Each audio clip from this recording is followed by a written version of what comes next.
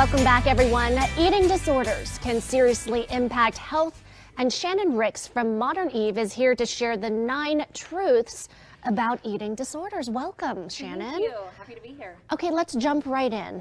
What is one truth that people might not believe? One truth is that eating disorders can come in many shapes and sizes. You know, we often think it's just this emaciated, tiny white girl maybe, but that's not true. You can really see eating disorders in people in large bodies, small bodies, male, female, all across the spectrum, young, olds.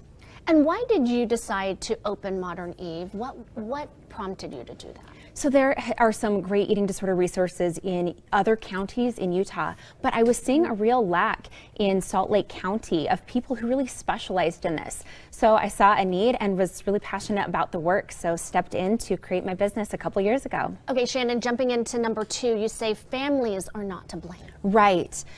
Families are not to blame, and you know, they really can be some of your greatest allies in treatment. If you get parents who can understand that their child or a husband that is there for their spouse can be so supportive in treatment. So I don't think it's fair to blame a parent or it's my mom's fault because she was on a diet. That's not really fair. And I think I hear that all the time. Right. And we're careful at home of the language we speak, but we can't blame just because that is your own. Exactly. Okay.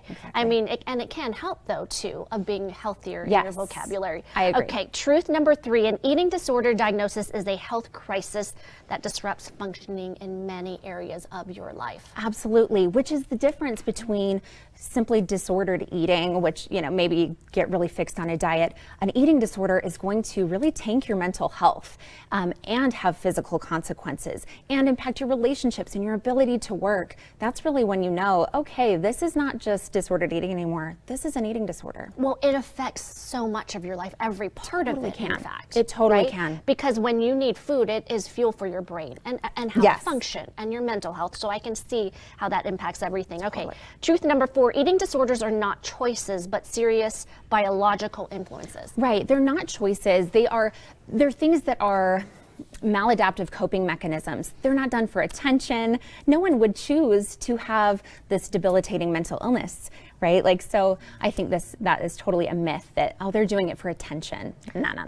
Eating disorders, you also mentioned, affect people of all genders, ages, race, ethnicity. Absolutely, which kind of touches on, what I said earlier. I just think that one's so important to remember and not just assume someone doesn't have an eating disorder because they are in a body you wouldn't normally associate with that. Yeah, and this is a serious one. It increases the risk for both suicide and medical complications. Absolutely. I mean, we see a lot of people were hospitalized during that first summer of the pandemic, 4 times the rate of people being hospitalized for eating disorders than before.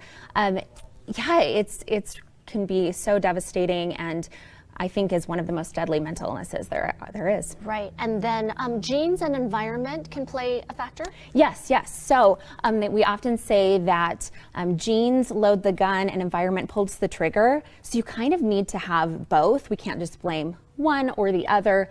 Both in conjunction is going to be more likely to create an eating disorder. But then on the same side, just because maybe it runs in your family doesn't mean that you'll get it too. Totally. You may have a family history of it. Doesn't mean you're going to get it, especially if you're watching and on board, watching out for some of those things early on. And I love the last part, number 9. You say there is hope. Totally. That you can be helped. And there are resources available. Totally. Yes, I have seen many people recover fully from eating disorders where it does not rule their lives anymore. Their body image and food does not take control anymore. It's really cool. Well, how long does that journey take? Is it a lifetime? Can it be? Or can it, what is the process? Both. You know, it kind of depends on how long it's gone on. How severe is it? And do you have the right help early on? Because I think early intervention is one of the best things you can do to overcome an eating disorder and get full recovery. And I'm sure at Modern Eve, you have to tackle the mental health aspect of it too, right? Not just the physical of food itself, right? But what is causing all of it and how to maintain your health. Right, because it's not exactly about the food. It's really about what's underneath it. And then we turn to food, or away from food as a way to cope with what's going on inside. Shannon, you're giving out so much information and a lot of hope out there for people who are suffering.